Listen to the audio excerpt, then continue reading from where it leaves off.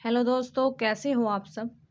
आशा करती हूँ आप सब ठीक होंगे, अच्छे होंगे। तो स्वागत है आपका अपने चैनल धमाकेदार कहानियों में।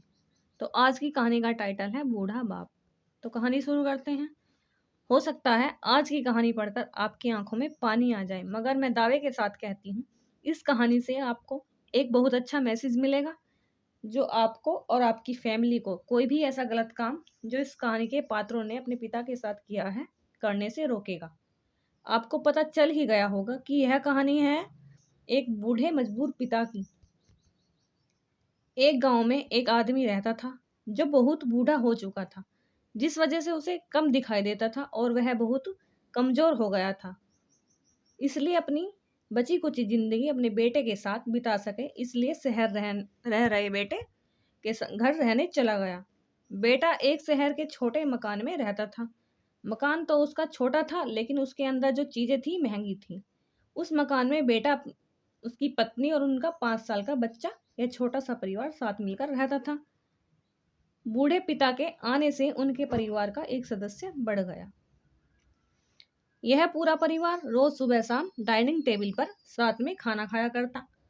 बूढ़ा पिता अपनी कमजोरी के चलते हमेशा खाने की चीजें नीचे गिराता रहता और बार बार कांच के बर्तन भी टूट जाया करते। कुछ दिनों बाद तक तो बहू और बेटे ने यह सब सहन किया, लेकिन बाद में दोनों बूढ़े की ऐसी हरकतों से चिढ़ने लगे। एक दिन बेटे ने कहा कि ऐसा कब तक चलेगा, हमें कुछ करना पड़ेगा। उसकी पत्नी भी इस बात से सहमत हुई। अगले दिन बेटा कहीं से एक पुराना मेज लेकर आया और घर के एक कोने में उसे लगा दिया और पिताजी से कहा कि आप यहीं बैठकर खाना खा लिया कीजिएगा। उन्होंने एक लकड़ी का बर्तन भी बनाया जिसमें वे अपने बूढ़े बाप को खाना देने लगे। अपने कांच के कीमती बर्तन बचाने के लिए अपने बूढ़े बाप को लकड़ी के बर्तन देते उन्हें जरा भी शर्म नहीं आई। अब खाने का समय जब जब होता, बाप एक कोने में बैठकर खाता और बाकी का परिवार डाइनिंग टेबल पर खाना खाया करता। डाइनिंग टेबल पर बैठे बैठे दोनों पति पत्नी कभी कभी अपने बूढ़े बाप की तरफ देख लिया करते।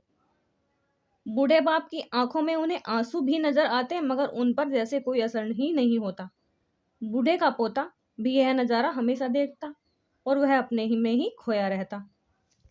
एक दिन जब पति पत्नी डाइनिंग टेबल पर बैठकर खाना खा रहा था, तब उनका बच्चा जमीन पर बैठकर कुछ कर रहा था। उन दोनों ने बच्चे के हाथ में लकड़ी का टुकड़ा देखा, लेकिन उन्हें कुछ समझ में नहीं आया कि बच्चा लकड़ी के टुकड़े के साथ क्या कर रहा है।